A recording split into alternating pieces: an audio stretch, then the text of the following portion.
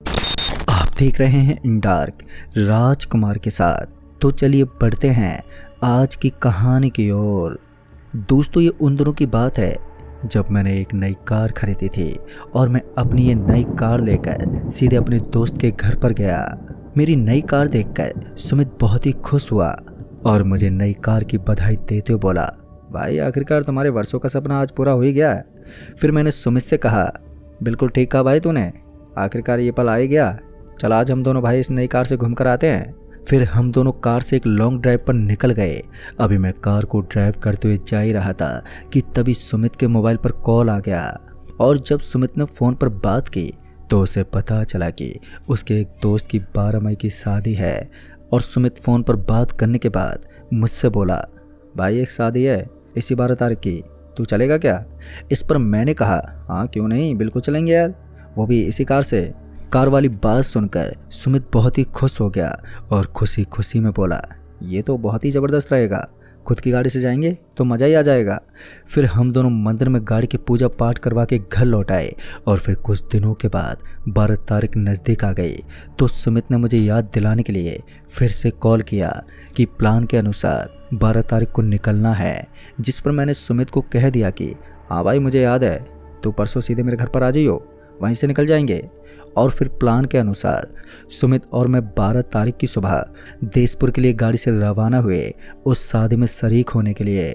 अभी हम दोनों जा ही रहे थे कि तभी मैंने सुमित से कहा, भाई किस रास्ते पर जाना है? इस पर सुमित ने बोला कि यार ये तो मुझे भी नहीं मालूम कि किस रास्ते से जाना है, मैं जब पिछली बार आया था तो उस वक्त मैं ट्रेन से आया था। सुमित के इतना कहते ही मैंने बोला, अरे भाई फिर ऐसे कैसे जाएंगे? जिस पर सुमित ने फ़ौरन ही अपने दोस्त को कॉल किया तो उसने फ़ोन उठाया तो उसने कहा कि भाई अभी तुम कहाँ पर हो? जिस पर सुमित ने बोला कि मैं यार अपने दोस्त राजेश के साथ आ रहा हूँ, पर हम दोनों को रास्ता नहीं पता और हम इस बार अपने कार से आ रहे हैं। इस पर उसने बोला कि पुलिस चौक से दाईं तरफ मुड़ जाना और सीधा रोड पकड़ कर जाओगे तो तुम्हें एक जंगल दिखाई देगा। जब तुम उस जंगल के अंदर पहुंचोगे तो वहां पर तुम्हें 2 रास्ता दिखेंगे, तो तुम दाईं तरफ की रोड से आ जाना और वहीं से कुछ ही दूरी पर मेरा गांव है। दोस्तों इतना बोलकर उसने फ़ोन काट दिया। फिर मैं कार को लेकर आगे की ओर बढ़ने लगा। जब मैं पुलिस चौक पहुँचा तो सुमित ने कहा कि भाई यार मुझे प्यास लगी है, 1 मिनट के लिए कार यहीं पर रोक दे, मैं पानी लेकर आता हूँ। सुमित के इतना बोलते ही मैंने कार एक साइड में रोक दी तो सुमित कार से नीचे उतरा और वो वहीं पास के एक दुकान पर जाकर पानी लेने लगा कि तभी उसने वहीं पर खड़े आदमी से पूछा, भाई साहब हमें देशपुर जाना है। सुमित के इतना बोलते ही वो आदमी घबरा गया और एक गंभीर आवाज़ में बोला, भाई यही रास्ता है जो वहाँ तक जाता है, पर वहाँ पर संभाल कर जाना। इतना बोलकर वो आदमी चुप हो गया और सुमित पानी लेकर कार के अंदर आ गया। तभी सुमित ने पानी पीते हुए मुझे उस आदमी के बारे में बताया कि वो आदमी रास्ता बताते वक्त काफ़ी घबरा रहा था और साथ ही संभल कर जाने को बोला। अब वो क्यों घबरा रहा था ये बात तो हम दोनों को भी समझ में नहीं आई। खैर हम दोनों ने गाड़ी स्टार्ट की और चल दिए उस आदमी के बताए हुए रास्ते पर। हमें उस रास्ते पर बढ़ते बढ़ते अब 2 से 3 घंटे बीत गए थे, पर यह रास्ता ख़त्म ही नहीं हो रहा था। तभी मैंने सुमित से कहा, भाई यार दोपहर से शाम होने को आई है और अब तक उस जंगल का कोई नामो निशान तक नहीं दिखाई दे रहा है, और कितना दूर है वो जंगल? अभी हम उस जंगल के बारे में बातें करते हुए आगे की तरफ बढ़ ही रहे थे कि तभी मुझे कुछ आगे वो जंगल दिख गया जिसकी हमें तलाश थी। उस जंगल के दिखते ही मैंने गाड़ी की स्पीड थोड़ी और बढ़ाई और उस जंगल वाले रोड पर गाड़ी ले ली। अभी गाड़ी उस जंगल वाले रोड पर कुछ आगे गई ही थी कि तभी मैंने नोटिस किया कि अचानक ही अंधेरा कुछ ज़्यादा ही छा गया है। उस अंधेरे के चलते मुझे गाड़ी की हेडलाइट चलानी पड़ी और अभी हम उस रोड वाले रास्ते से आगे बढ़ ही रहे थे कि तभी अचानक से मैं थोड़ा कपकपाने लगा। अभी मैं सुमित को ये बताने ही वाला था कि तभी सुमित बोला, भाई अचानक से ठंड क्यों लगने लगी है? सुमित की ये कहते ही मैं चौंकते हुए बोला, भाई ये कौन सी जगह है जहाँ मई के महीने में जनवरी वाली सर्दी रहती है? अभी मैंने इतना कहा ही था कि इसी बीच गाड़ी की हेडलाइट अपने आप ही ब्लिंक करने लगी। हेडलाइट को इस तरह ब्लिंक करता हुआ देखकर सुमित ने मुझसे कहा, भाई ये क्या कर रहा है? एक तो वैसे यहाँ पर इतना अंधेरा है और ऊपर से यहाँ पर एक भी लाइट के खंभे भी नहीं है। अभी सुमित बोल ही रहा था कि मैंने उसे बीच में टोकते बोला, यार ये सब मैं नहीं कर रहा, ये अपने आप ही हो रहा है। अभी मैंने इतना कहा ही था कि तभी गाड़ी की हेडलाइट बिल्कुल ही बंद पड़ गई और हेडलाइट के बंद पड़ते ही मैंने उसी वक्त गाड़ी की ब्रेक लगा दी। गाड़ी के रोकने के बाद जब मैंने बाहर देखा तो वहाँ पर पूरा अंधेरा था। वो अंधेरा इतना गहरा था कि बड़ी मुश्किल से थोड़ा बहुत दिखाई दे रहा था। लाइट्स ऑफ होते ही हम दोनों थोड़े से घबरा गए, क्योंकि उस रास्ते पर सिर्फ इकलौते हम ही थे, क्योंकि अब तक कोई भी गाड़ी ना तो आती हुई दिखी थी और ना ही जाती हुई। अभी हम दोनों यही सोच रहे थे कि क्या करें कि तभी गाड़ी की हेडलाइट फिर से जल उठी। लाइट के जलते ही सुमित जोर से चीखते बोला, भाई ये कौन है?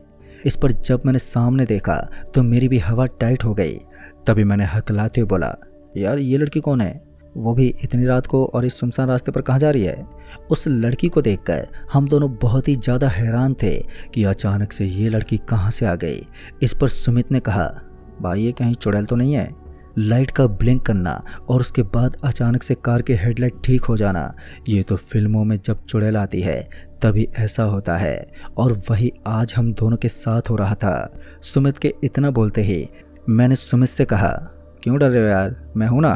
इतना बोलने के बाद मैंने उस लड़की के पाँव की ओर देखा तो उस लड़की का पैर सीधा था, जिस पर मैंने सुमित से कहा कि अरे यार वो लड़की जंगल से लकड़ी लेकर घर जा रही है, देख नहीं रहे उसके सर पर लकड़ी की गठरी रखी है।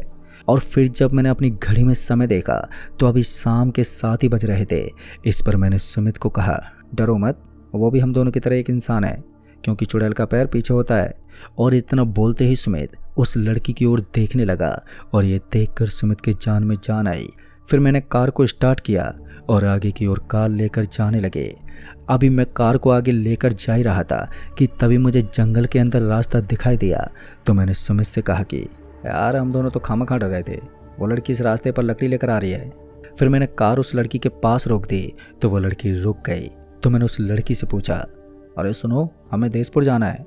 तो उस लड़की ने कहा कि मैं भी वहीं जा रही हूँ। उस लड़की ने इतना बोला ही था कि तभी सुमित ने कहा कि भाई इस लड़की को कार में बैठा लेते हैं ताकि हम दोनों को रास्ता बता दे। सुमित के इतना बोलते ही मैंने कहा ठीक है, और सुमित ने उस लड़की से बात करके उस लड़की को कार के पीछे वाली सीट पर बैठा दिया और हम आगे जाने लगे। अभी मैं कार ही चला रहा था कि सुमित ने उस लड़की से कहा, यहाँ से देशपुर कितना दूर है? अभी मैं कार को चला ही रहा था कि तभी वो 2 रास्ता दिखाई दिए। तो मैंने कहा कि किस तरफ मुड़ना है? जिस पर सुमित ने कहा कि दाएं तरफ। पर उस लड़की ने बताया कि बाईं तरफ से जाना है, इस रास्ते से चलोगे तो जल्दी ही पहुंच जाओगे। उस लड़की के इतना बोलते ही मैंने कार को बिना सोचे समझे बाईं तरफ मोड़ लिया। कार को उस रास्ते पर चलाते चलाते अब 1 घंटा बीत गया था, पर अभी तक वो गांव नहीं आया था और ये जंगल ख़त्म ही नहीं हो रहा था। फिर मैंने उस लड़की से कहा कि अभी यहाँ से वो गांव कितनी दूर है? पर उस लड़की ने इस पर कोई जवाब नहीं दिया। तो सुमित ने पीछे की ओर घूम कर देखा तो अब वो लड़की कार में मौजूद नहीं थी और उस सीट पर लड़की की बजाय अब वहाँ पर बहुत सारे सांप थे। सांपों को देखकर सुमित बहुत ही जोर से चिल्लाया, भाई सांप! इतना बोलते ही मैंने देखा कि एक सांप मेरे पैर के पास आ गया था। उसे देखकर मैं बहुत ही ज़्यादा डर गया और इसी बीच मेरा बैलेंस बिगड़ा और मेरी कार एक पेड़ से जाकर टकरा गई और तभी मेरा सर स्टीयरिंग से ज़ोर से टकरा गया। फिर जब मेरी आँख खुली तो मैंने देखा कि चारों तरफ अंधेरा ही अंधेरा था। इतना ज़्यादा अंधेरा था कि मुझे कुछ साफ साफ दिखाई नहीं दे रहा था कि मैं कहाँ पर हूँ। फिर मैं उठकर आगे की ओर गया तो मुझे ऐसा महसूस हुआ कि सामने दीवार है।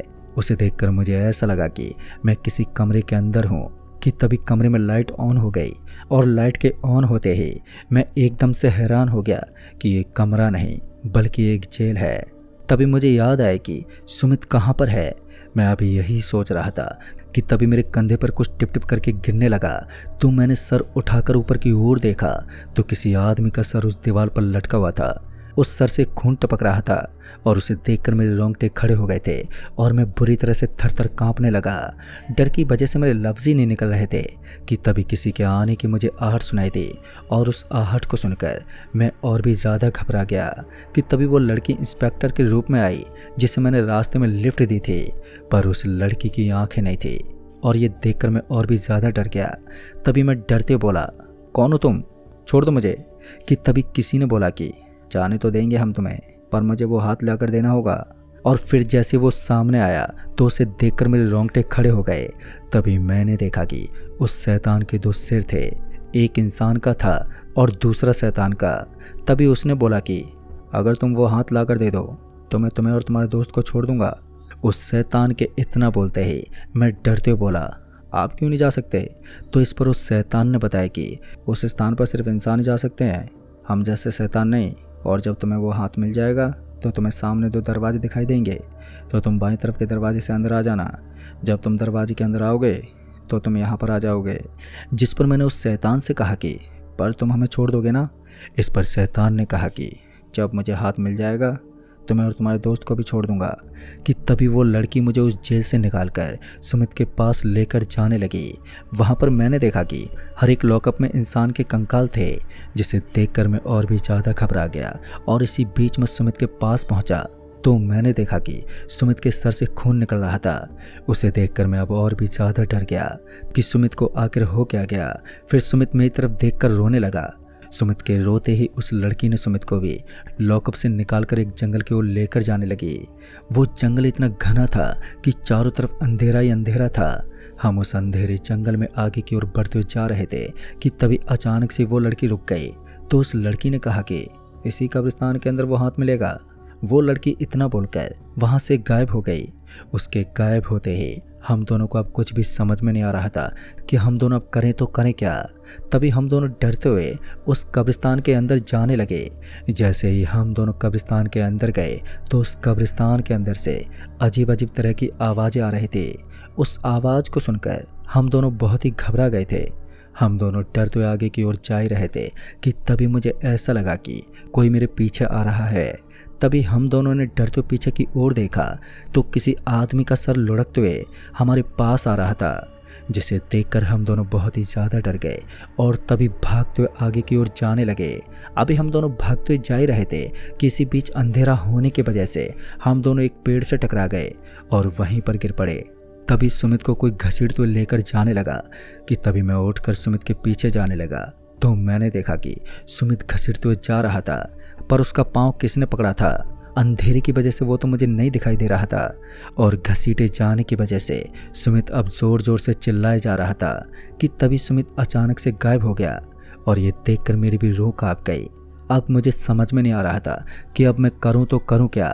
काफ़ी मशक्क़त करने के बाद वो हाथ मुझे दिखाई दिया तो मैं उस हाथ की तरफ जाने लगा कि तभी सुमित अचानक से मेरे सामने आ गया और उसने मेरा गला पकड़ लिया। तो मैंने देखा कि अब सुमित की भी आंखें नहीं थी। मैं सुमित से जैसे तैसे करके अपना गला छुड़ाकर भागने वाला था कि तभी सामने एक बच्चा आ गया, जिसे देखकर मैं डर गया। तभी उस बच्चे ने कहा, डरो मत, मैं तुम्हें कुछ नहीं करूँगा। और इतना सुनते ही मैं वहीं पर रुक गया, पर अभी भी मुझे डर था कि वो बच्चा मुझे कुछ कर ना दे। तभी उस बच्चे ने कहा, तुम यहाँ पर कैसे फंस गए? तो मैंने उसे सारी बात बताई।